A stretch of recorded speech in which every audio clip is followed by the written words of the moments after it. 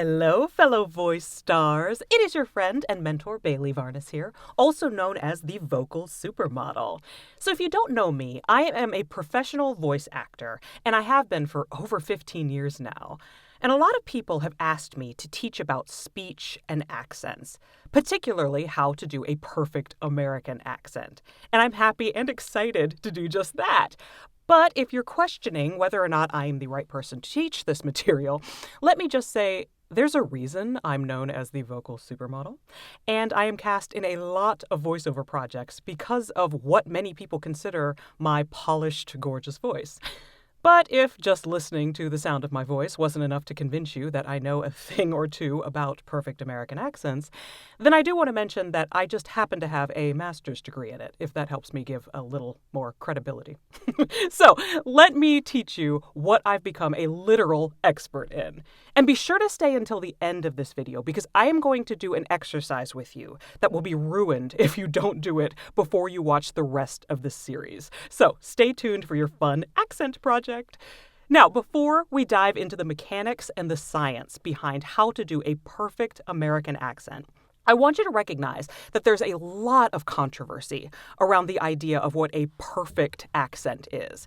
It's almost as if we tend to diminish some accents and elevate others. And that's actually really dumb. In fact, having any kind of regionalism, particularly in the acting world right now, is golden. In a world of AI getting into everything, people are craving authenticity. And there are a lot of reasons to embrace and love exactly how you sound, accent and all. But there are two really big reasons that people may want to change their accent, either subtly or completely. And so that's why I'm willing to go ahead and do this series. So the first reason is that people want to be able to do a different accent on command. This is a huge desire for a lot of actors or anyone who's just, playing around. You want to be able to jump into a dialect or regionalism for whatever reason you personally desire. So I want to be able to give you the tools to be able to hear and replicate whatever accent you want to have at any given time for whatever reason.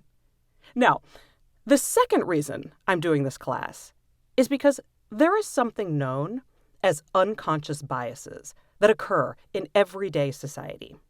Now, the definition of unconscious biases are social stereotypes about certain groups of people that individuals form outside their own conscious awareness.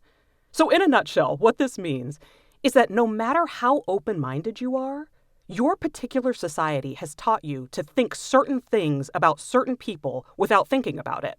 Now, once you do think about it, you may change your mind about someone, especially if you pride yourself on being an open-minded and accepting person. But that first impression is going to be there whether you like it or not. And the truth is, this happens when we hear people speak for the first time. We have certain feelings that come up just based on what our society has decided certain sounds mean. And sometimes it's as simple as thinking, oh, they're from this part of the country. Or sometimes you hear a sound and you think the person speaking has a certain kind of education or lack of education. Is that fair? Absolutely not. But it's reality. And so sometimes people want to be able to change their speech or accent a little bit so that they feel like they're being perceived a certain way.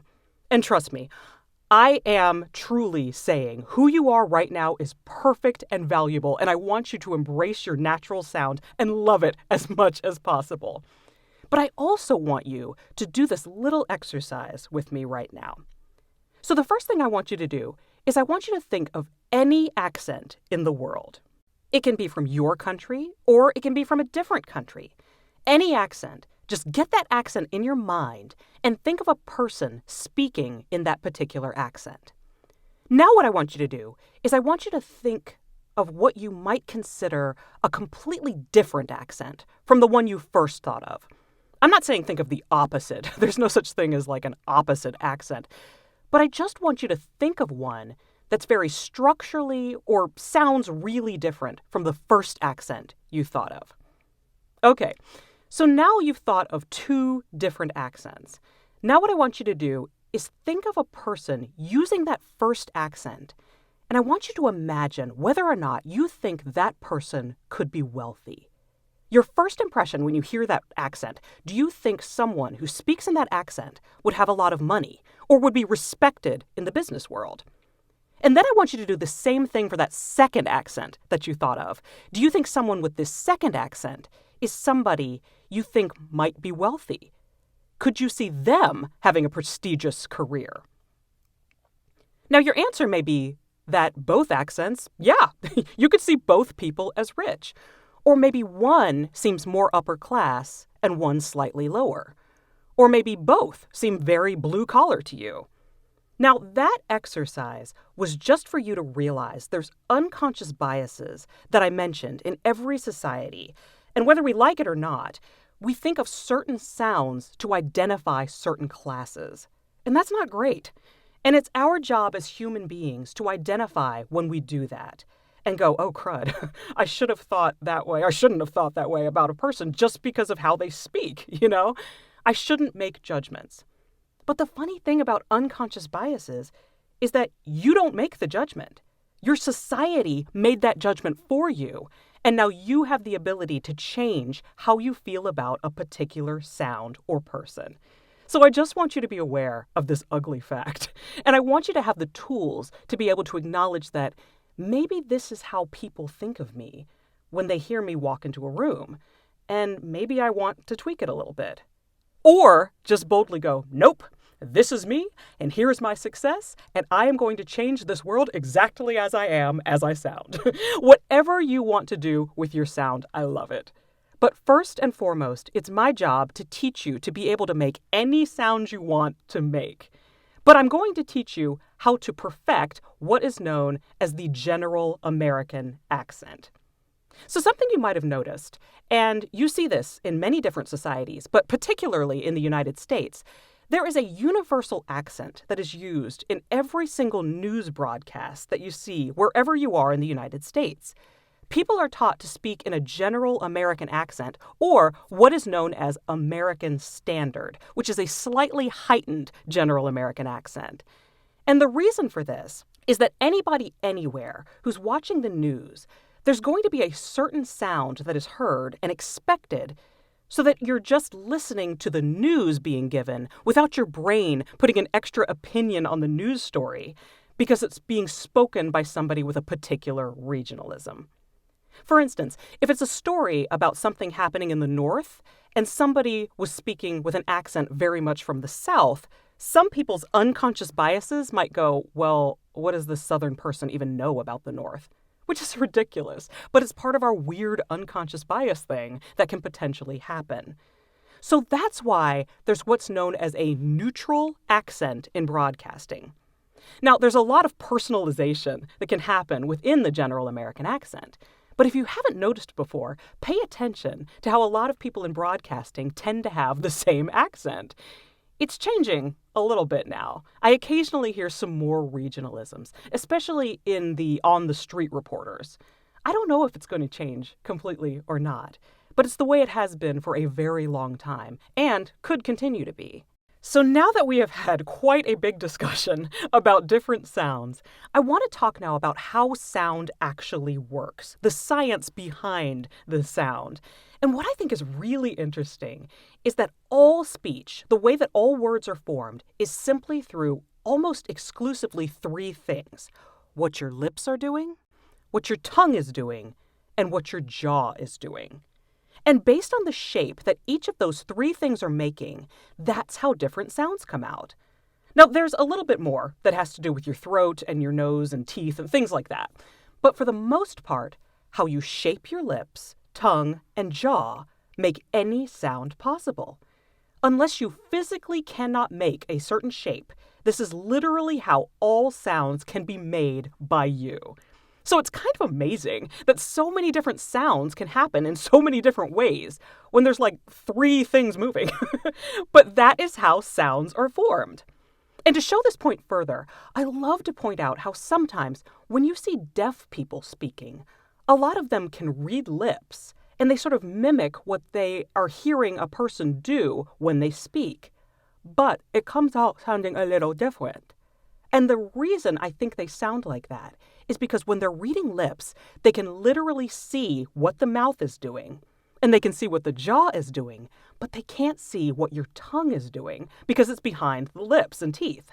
So when they speak, their tongues tend to be a bit lazier than when someone who can actually hear and learn how to shape those sounds with their tongue based on hearing alone. And please know, I was not doing that sound to mock anyone. I am simply showing you the mechanics of taking away just one part of the lips, tongue, and jaw and how drastically speech can be changed. So the other piece of being able to form any kind of particular accent you want to be able to do is understanding that all of speech is simply a combination of vowel sounds and consonants. That's it. How they're put together makes any word in any language. And it's just the series of vowels and consonants going back and forth that makes any specific sound. So, how you shape your mouth area and form two kinds of sounds in a lot of different ways is how you create all speech. It's really simple in principle, but it's not easy because you're using your mouth, tongue, and jaw muscles in ways you may not be used to. So just like going to the gym, some movements may be a breeze for you, and others may leave you sore for days. Hopefully not that bad, but you need to practice and work those new muscles to form all the different vowels and consonants that occur in most languages. But we're going to perfect every single one that occurs in the English language. So how I'm going to teach you is, in my opinion, really cool. What I'm going to do is teach you how to read and write in phonetics. So phonetics is basically a sound alphabet. Every single vowel sound and every single consonant sound has a specific phonetic alphabet symbol that goes with it. So when you put them together, they form a word. But it's the literal pronunciation of that word.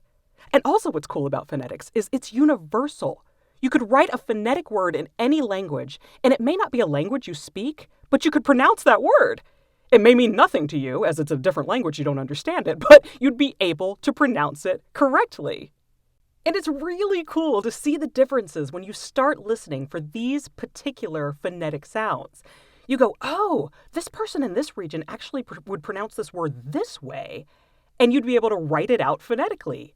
Whereas I pronounce it this way and write out the difference phonetically. So it's a really cool tool to be able to have if you want to see what's happening in your mouth and be able to change it a little bit, or just pick up what somebody else is doing and do it yourself. So let me show you an example of how this works. So I'm going to use the word love because it's a beautiful word and the best thing in the world. So let's go ahead and play. So basically, the American Standard Version of love would be written like this. Love. Now, someone from the South might pronounce it more like this. Love. There's sometimes a little extra E sound that you can hear in some regionalisms. So this is how you would write it if you heard the word love said by someone with a particular Southern accent. And then maybe, how about for fun, we do a Ted Lasso character. They might say, love, I love you. And that is really different. You see that even some of the consonants changed on that one. So using phonetics is a really cool tool to be able to listen and identify and break apart how you hear different words being formed and then be able to put them back together and create any kind of sound you want. So how I'm going to approach this is by teaching you what is known as pure American Standard, a pure American Standard accent. Now, this will teach you basically how to do what is known as a general American accent, but it's a little bit heightened for clarity and precision. So the heightened version will show you all of the different vowel sounds that exist. And then you may choose not to use some of them in your daily, casual, general American accent. You'll probably relax and pull it back a little bit. But I want you to be able to know and pronounce all of the sounds so that you can identify them and use them when you need to. So that brings us to your final assignment for this video. So what I have for you here is a paragraph. And I'll be honest, it reads a little bit like, I don't know, a bad fantasy novel, but that's not the point. The point is, in this paragraph, I have included every single vowel and consonant sound that occurs in the American Standard accent. So what I want you to do is I want you to read and record yourself saying this paragraph in your natural accent. Don't try to force anything. Don't try to get it right. Just do it as you would naturally do it. And this recording is going to give us kind of a fun before snapshot of how you sound before you go through the rest of my course. So you have a great picture, like on those house flipping shows. Your recording now is the before the house gets flipped. And then, after you finish the course, you're going to record it again, and that will be your after your house gets flipped recording, when all the beautiful new paint and work is done on your voice, so to speak. And you'll hear the difference after you've learned all of the sounds and know how to physically do them. And then you're going to have your perfect before and after recordings ready for HGTV. Or rather, you should probably keep it private for yourself, but it's going to be really fun for you to have so you can really see the progress you've made. So go ahead and make your before recording now. I've also included the paragraph for you to record in the description below. And I have also included for you a link to a perfect American accent workbook so that you have a lot more to practice than just what we do in these videos. And it's all free. So this is a lot of fun.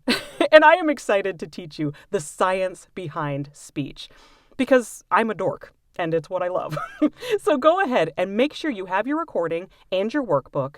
And then we will get started on the science of speech and getting you that perfect American accent. And I'll see you in the next one.